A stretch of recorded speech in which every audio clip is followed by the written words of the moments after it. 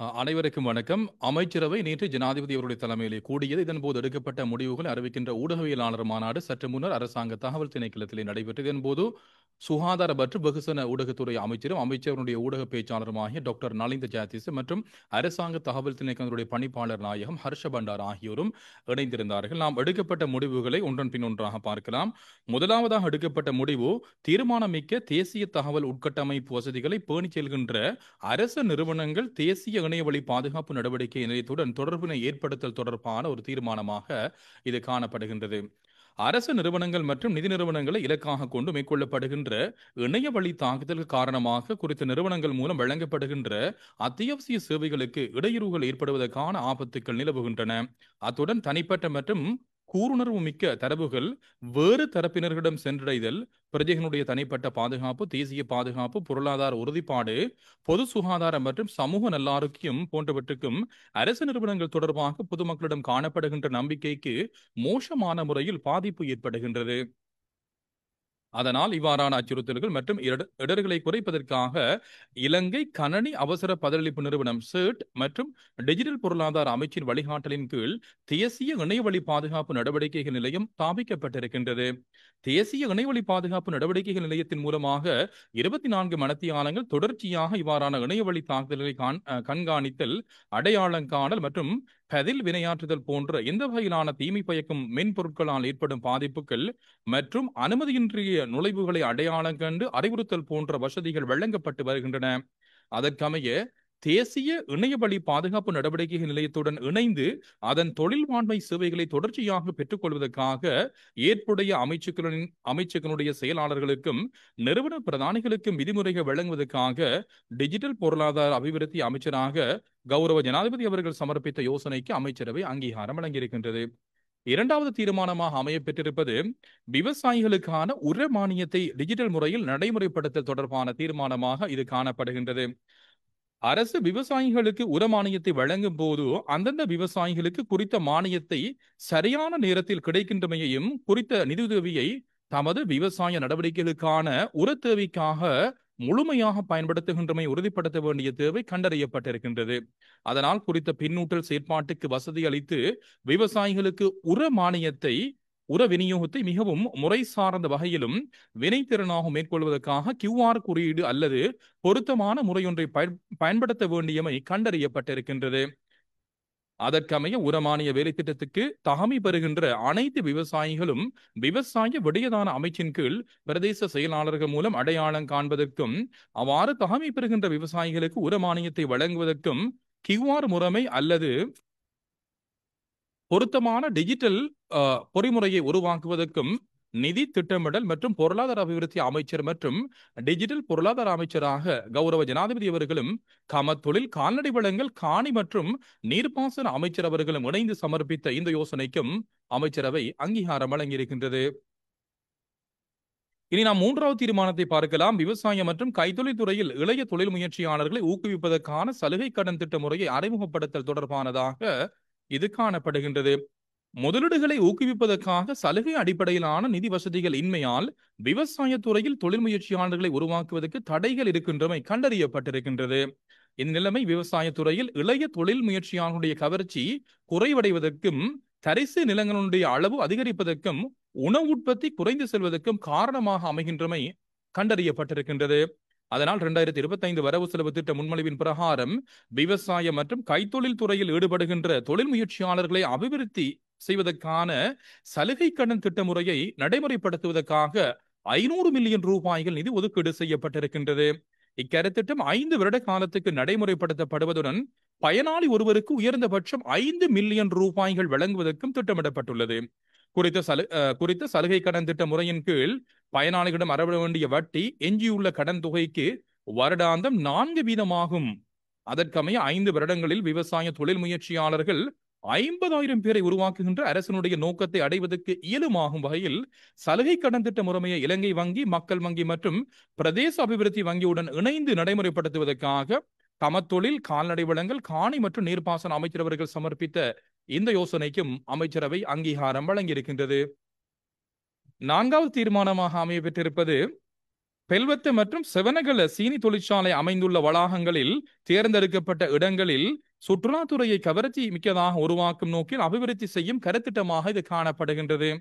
அரசு தனியார் பங்குடைமை தேசிய முகவராண்மை நிறுவனத்தினால் மேற்கொள்ளப்பட்ட சாத்தியவள கற்கையினுடைய விதந்துரைகளின் அடிப்படையில் சுற்றாடல் நியமிக்க சுற்றுலாத்துறை எக்கோ டூரிசம், விவசாய சுற்றுலாத்துறை எக்ரோ டூரிசம், உடல் ஆரோக்கிய சுற்றுலாத்துறை வெல்னஸ் டூரிசம் மற்றும் பாதுகாப்பை அடிப்படையாக கொண்டு சுற்றுலாத்துறை கன்சர்வேஷன் பேஸ்ட் டூரிசம் ஆகியவற்றை மேம்படுத்துவது தொடர்பாக விசேட கவனம் செலுத்தி பெல்வத்த சீனி தொழிற்சாலை வளாகத்தில் தேர்ந்தெடுக்கப்பட்ட 4 இடங்களை சுற்றுலா பயணிகளை கவர்ந்தெடுக்கக்கூடிய இடமாக அபிவிருத்தி செய்வதற்கு வேண்டும் என அடையாளம் காணப்பட்டிருக்கின்றது. அத்துடன் சிவனகல சீனி தொழிற்சாலை வளாகத்தில் அமைந்துள்ள ஒரு சில இடங்களும் சுற்றுலா பயணிகளை கவர்ந்தெடுக்கக்கூடிய வகையில் அபிவிருத்தி செய்ய வேண்டிய தேவை கண்டறியப்பட்டிருக்கின்றது. அதற்கமைய வரையறுக்கப்பட்ட லங்கா சீனி தனியார் கம்பெனிக்கு சொந்தமான பெல்வத்த சீனி தொழிற்சாலை மற்றும் செவனகல சீனி தொழிற்சாலை அமைந்துள்ள வளாகத்தில் தேர்ந்தெடுக்கப்பட்ட இடங்களை சுற்றுலா பயணிகளை கவர்ந்தெடுக்கக்கூடிய இடங்களாக மாற்றுவதற்கு அரசு தனியார் பங்குடைமை முறைமையின் கீழ் 2 கருத்திட்டங்களை நடைமுறைப்படுத்துவதற்காக வெளிவிவகார, வெளிநாட்டு வேலைவாய்ப்புகள் மற்றும் சுற்றுலாத்துறை அமைச்சரவர்கள் மற்றும் கைத்தொழில் மற்றும் தொழில் முயற்சிகள் அபிவிருத்தி அமைச்சரவர்கள் ஆகியோர் இணைந்து சமர்ப்பித்த இந்த யோசனைக்கும் அமைச்சரவை அங்கீகாரம் வழங்கியிருக்கின்றது. 5வது தீர்மானமாக அமையப்பெற்றிருப்பது நிறுவனங்களுடைய பாதுகாப்பிலிருந்து சமூகமயப்படுத்தப்படுகின்ற இளைஞர் யுவதிகளுக்கான வீட்டு வசதிகளை வழங்குவதற்கான நிதியுதவி வழங்கும் வேலை திட்டமாக இது காணப்படுகின்றது. சிறுவர் அபிவிருத்தி நிலையங்களில் பாதுகாப்பு வழங்கப்படுகின்ற சிறுவர்களை சமூகமயப்படுத்தும் போது திருமண எதிர்பார்ப்புடன் இருக்கின்ற இளைஞர் யுவதிகள் அதற்கான முறையான வகையில் தயார்படுத்தும் நோக்கில் நிரந்தரமானதும் பாதுகாப்பானதுமான வீடொன்றை அமைப்பதற்கு இயலுமாகும் வகையில் 1 மில்லியன் ரூபாய் நிதியுதவி வழங்குவதற்காக 2025ஆம் ஆண்டு வரவு செலவு திட்டத்தின் கீழ் 1000 மில்லியன் ரூபாய்கள் ஒதுக்கப்பட்டிருக்கின்றது. நன்னடத்தை பாதுகாப்பு திணைக்களம், மாகாண மற்றும் சிறு பாதுகாப்பு சேவை திணைக்களம், அபிவிருத்தி நிதி திணைக்களம், மாவட்ட செயலாளர்கள் மற்றும் பிரதேச செயலாளர்களை ஒருங்கிணைத்து வேலை திட்டத்தை நடைமுறைப்படுத்துவதற்கு திட்டமிடப்பட்டிருக்கின்றது. அதற்கமைய அடையாளம் காணப்பட்டுள்ள அளவுகோல்களை அடிப்படையாக கொண்டு கீழ்வரும் குழுக்களுக்கு நிதியுதவியை வழங்குவதற்கு நிதி திட்டமிடல் மற்றும் பொருளாதார அபிவிருத்தி அமைச்சராக கௌரவ ஜனாதிபதி அவர்களும் மற்றும் மகளிர் மற்றும் சிறுவர் விவகார அமைச்சர் அவர்களும் இணைந்து சமர்ப்பித்த இந்த யோசனைக்கும் அமைச்சரவை அங்கீகாரம் வழங்கியிருக்கின்றது. அதன் அடிப்படையில் 18 வயது பூர்த்தி அடைந்தமையின் அடிப்படையில் கடந்த 10 வருட காலத்தில், அதாவது 2015 6ஆம் மாதம் 30ஆம் தேதிக்கு பின்னர் நிறுவன ரீதியான பாதுகாப்பில் இருந்து விடுபட்டு திருமணமாக இருக்கின்ற அல்லது திருமண எதிர்பார்ப்புடன் இருக்கின்ற ஆனாலும் நிரந்தரமான பாதுகாப்பான வீடொன்று இல்லாத இளைஞர் யுவதிகள் இதற்குள் உள்வாங்கப்படுவார்கள். அதே போன்று தகுந்த குடும்ப பின்னணி அல்லது வாழ்வாதாரம் இன்மையால் தொடர்ந்தும் சிறுவர் இல்லங்களில் தங்கியிருக்கின்ற 18 வயது பூர்த்தி அடைந்த இளைஞர் யுவதிகள், விசேடமாக பெண்கள் இந்த திட்டத்தில் உள்வாங்கப்பட இருக்கின்றார்கள். 6வது தீர்மானமாக அமையப்பெறுவது மத்திய அதிவேக நெடுஞ்சாலை கருத்திட்டத்தின் 3ஆம் பகுதியினுடைய தொடக்கம் கலவரை 3ஆம் கேஜிக்கான ஒப்பந்தத்தை வழங்குதல் தொடர்பான ஒரு அமைச்சரவை தீர்மானமாக இது காணப்படுகின்றது. பொத்துகர தொடக்கம் ரம்புக்கன வரையிலான மத்திய அதிவேக நெடுஞ்சாலை கருத்திட்டத்தின் 3ஆம் பகுதியின் 1வது கட்டம் 19 பேக்கேஜுகளாக பிரிக்கப்பட்டுள்ளன. குறித்த நெடுஞ்சாலையுடைய 1வது கட்டம் 0 கிலோமீட்டர் தொடக்கம் 13.800 கிலோமீட்டர் வரையிலான 13.800 கிலோமீட்டர் வரையிலான பகுதியை இயக்கக்கூடிய வகையிலான மட்டத்துக்கு கொண்டு வருவதற்காக மேற்பரப்பு மண்ணடுக்கு தொடர்பான நடவடிக்கைகள், அக்ரிகேட் பேஸ் காஸ், அஸ்போல் கான்கிரீட் இடல், வீதி குறியீடுகளை இடல், சமச்சை பலகைகளை அமைத்தல், அதிவேக நெடுஞ்சாலை தொழிற்பாடுகளுக்கான கட்டட நிர்மாணம் மற்றும் கட்டண அறவீடு தொகுதியை அமைத்தல் போன்ற எஞ்சிய வேலைகளை பூர்த்தி செய்ய வேண்டியுள்ளது. அதற்கமைய குறித்த பணிகளுக்காக நிர்மாண பேக்கேஜ் 3இன் கீழ் தேசிய போட்டி விலைமுறை கோரப்பட்டிருக்கின்றது. விலைமுறைகளை மதிப்பீடு செய்ததன் பின்னர் உயர்மட்ட நிரந்தர பெறுகை குழுவின் மூலமாக சமர்ப்பிக்கப்பட்டுள்ள விதிமுறைகளினுடைய அடிப்படையில் குறித்த அனைத்து பேக்கேஜுகளுக்கான கணிசமான பதிலளிப்புகளை சமர்ப்பித்துள்ள குறைந்தபட்ச விலை மனுதாரரான மாகா இன்ஜினியரிங் பிரைவேட் லிமிடெட்டுக்கு குறித்த ஒப்பந்தத்தை வழங்குவதற்காக போக்குவரத்து, நெடுஞ்சாலைகள், துறைமுகம் மற்றும் சிவில் விமான சேவைகள் அமைச்சரவர்கள் சமர்ப்பித்த இந்த யோசனைக்கும் அமைச்சரவை அங்கீகாரம் வழங்கியிருக்கின்றது. 7வது தீர்மானம் பரந்தன் கரைச்சி முல்லைத்தீவு A35 வீதியினுடைய வட்டுவாகல் பாலத்தை மீண்டும் நிர்மாணிப்பதற்கான ஒப்பந்தத்தை வழங்குதல் தொடர்பானதாக காணப்படுகின்றது. வட்டுவாகல் பாலம் என அழைக்கப்படும் பரந்தன் கரைச்சி முல்லைத்தீவு A35 வீதியினுடைய 50 கீழ் 1ஆம் இலக்க பாலம் முல்லைத்தீவு மாவட்டத்தில் நந்திக்கடல் கலப்புக்கு குறுக்காக அமைக்கப்பட்டிருக்கின்றது. 2009ஆம் ஆண்டில் இறுதியாக திருத்தப்பட்டுள்ள குறித்த பாலம் தற்போது பாதுகாப்பற்ற நிலையில் காணப்படுகின்றது. அதனால் வீதி அபிவிருத்தி அதிகார சபையால் இருவழி பாதையுடன் கூடிய புதிய பாலமாக நிர்மாணிப்பதற்கு திட்டமிடப்பட்டிருக்கின்றது. அதற்காக தேசிய போட்டி விலை மனு கோரல் முறைமையின் அடிப்படையில் விலை மனுக்கள் கோரப்பட்டுள்ளன. கிடைக்கப்பெற்ற விலை மனுக்களை மதிப்பீடு செய்ததன் பின்னர் உயர்மட்ட நிரந்தர பெறுகை குழுவால் சமர்ப்பிக்கப்பட்டுள்ள விதந்துரைகளுக்கு அமைய கணிசமான பதிலளிப்புகளுடன் கூடிய குறைந்தபட்ச விலை மனுதாரரான RR கன்ஸ்ட்ரக்ஷன் பிரைவேட் லிமிடெடுக்கு குறித்த பாலத்தின் நிர்மாண பணிகளுக்கான ஒப்பந்தத்தை வழங்குவதற்காக போக்குவரத்து நெடுஞ்சாலைகள், துறைமுகம் மற்றும் சிவில் விமான சேவைகள் அமைச்சரவர்கள் சமர்ப்பித்த இந்த யோசனைக்கும் அமைச்சரவை அங்கீகாரம் வழங்கியிருக்கின்றது. 8வது தீர்மானம் குறிஞ்சாத்தீவு ஆனையிறவு வடக்கு உப்பளத்தை மீண்டும் ஆரம்பித்தல் தொடர்பாக காணப்படுகின்றது. வடகிழக்கு மாகாணங்களில் இடம்பெற்ற போர்ச்சூழல் காரணமாக இடைநிறுத்தப்பட்டிருந்த குறிஞ்சாத்தீவு ஆனையிறவு வடக்கு உப்பளத்தினுடைய உற்பத்தி மற்றும் தொழிற்பாடுகளை அரசு தனியார் பங்குடைமை முறைமையின் கீழ் ஆரம்பிப்பதற்காக உள்நாட்டு முதலீட்டாளர்களிடம் முன்மொழிவு விருப்பக்கோர்களை பெற்றுக் கொள்வதற்கு நடவடிக்கை எடுக்கப்பட்டிருப்பினும் அதன் மூலம் எதிர்பார்க்கப்பட்ட பெறுபேறுகளை அடைவதற்கு இயலாமல் போயிருக்கின்றது. அதனால் குறிஞ்சாத்தீவு ஆனையிறவு வடக்கு உப்பளத்தின் உற்பத்தி நடவடிக்கைகளை அரசு தனியார் பங்குடைமை முறைமையின் கீழ் மீண்டும் ஆரம்பிப்பதற்காக சர்வதேச முன்மொழிவு விருப்பக்கோர்களை பெற்றுக் கொள்வதற்காக கைத்தொழில் மற்றும் தொழில் முயற்சிகள் அபிவிருத்தி அமைச்சரவர்கள் சமர்ப்பித்த யோசனைக்கும் அமைச்சரவை அங்கீகாரம் வழங்கியிருக்கின்றது. 9வது தீர்மானமாக அமையப்பெறுவது மீன் மற்றும் கடலுணவு உற்பத்தியினுடைய பாதுகாப்பு மற்றும் விலை உறுதிப்பாட்டை ஏற்படுத்துவதற்காக இலங்கை கடற்றொழில் கூட்டுத்தாபனத்துக்கு சொந்தமான குளிரூட்டி அறைகளை புனரமைப்பு மற்றும் திருத்தம் செய்தல் தொடர்பானதாக காணப்படுகின்றது. இலங்கை கடற்றொழில் கூட்டுத்தாபனத்துக்கு சொந்தமான குளிரூட்டி அறை வசதியானது தெற்காசியாவில் அமைந்துள்ள பாரிய குளிரூட்டி வசதிகளாக காணப்பட்டாலும் கடந்த காலங்களில் பராமரிப்புகள் இன்மையால் முகாமைத்துவ பலவீனங்களால் தற்போது குளிரூட்டி களஞ்சியம் செயலிழந்து காணப்படுகின்றது. அதனால் 200 மெட்ரிக் டன் கொள்ளளவுடைய குளிரூட்டி அறை மற்றும் 2.5 மெட்ரிக் டன் கொள்ளளவு கொண்ட அதி உயர் குளிரூட்டி அறையை துரிதமாக திருத்தம் செய்து பயன்படுத்துவதற்கு இயலுமாகும் வகையில் புனரமைப்பு செய்வதற்கு திட்டமிடப்பட்டிருக்கின்றது.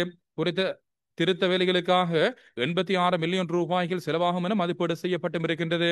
அதற்கமைய 2025ஆம் ஆண்டில் கடற்றொழில், நீரியல் மற்றும் சமுத்திர வளங்கள் அமைச்சுக்கு தற்போது ஒதுக்கப்பட்டுள்ள நிதி ஒதுக்கீட்டை பயன்படுத்தி முகாமைத்துவம் செய்து குளிரூட்டி அறையின் புனரமைப்பு பணிகளை ஆரம்பிப்பதற்காக கடற்றொழில், நீரியல் மற்றும் சமுத்திர வளங்கள் அமைச்சரவர்கள் சமர்ப்பித்த இந்த யோசனைக்கும் அமைச்சரவை அங்கீகாரம் வழங்கியிருக்கின்றது.